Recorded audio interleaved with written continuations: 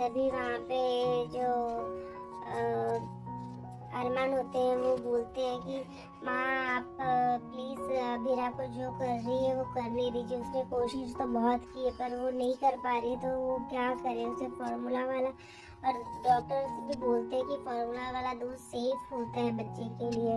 और फिर वो बोलता है कि इस दुनिया में सब जैसे ही कोई न्यू मदर बनता है तो सब लोग उसके ऊपर उंगली उठाने लगते हैं। मैं रात भर बेबी के पास नहीं था, उसके साथ नहीं था, तो मुझसे तो किसी ने नहीं पूछा कि तुम कहाँ थे, तुम कैसे पापा हो। लेकिन एक माँ के लिए लोग सब कुछ बोलेंगे कि तुम कैसी माँ हो। इतना कुछ करने के बावजूद भी वो बेचारी ऊपर उंगली उठाई जा रही है। और जब हम लोग भी छोटे थे तो आप के लिए भी सब चीज़ें नहीं थी, पर आपने हर चीज़ें हैंडल की ना, आपने हर चीज़ के लिए रिस्क लिया ना हमारे लिए।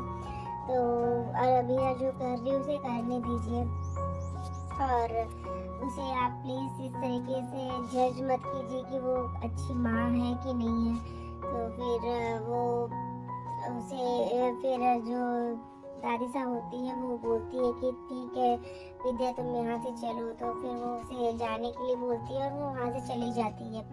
अभी हम देखते हैं कि जो अभीरा होती है उसे दूध पिलाती है बच्चे को, और दूध पिलाने के बाद फिर वो उसे एक अच्छा सा भजन सुनाती है। और यहाँ पे हम देखते हैं कि जो रूही होती है वो उसका भजन सुन के फिर अपने कानों को बंद कर लेती है।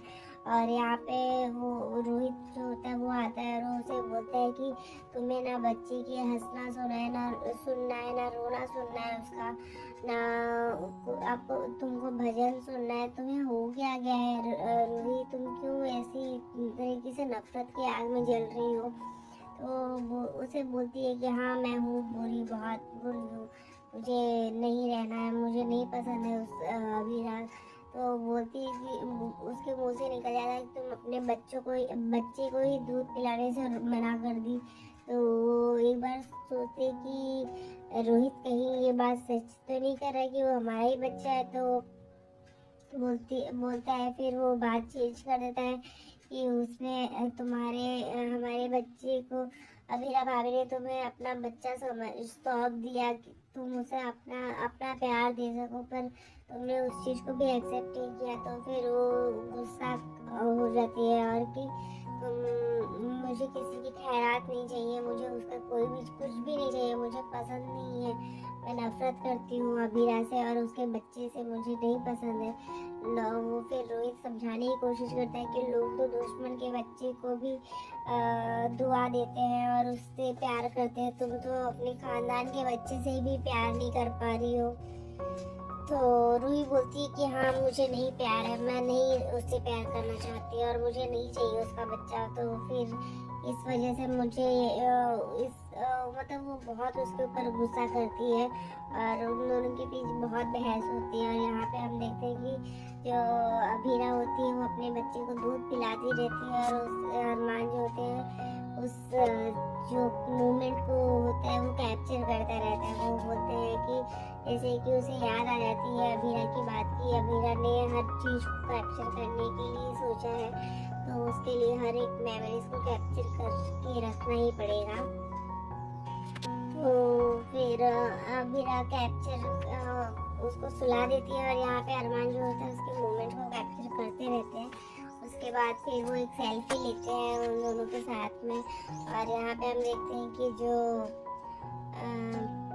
अभीरा होती है वो बोलती है कि सारी दुनिया एक तरफ और मेरा बेबी एक तरफ, तो और मैं भी अपने बेबी की साइड हूँ। तभी अरमान पूछते हैं कि और उसके पापा, तो बोलते हैं वो भी उसी साइड है।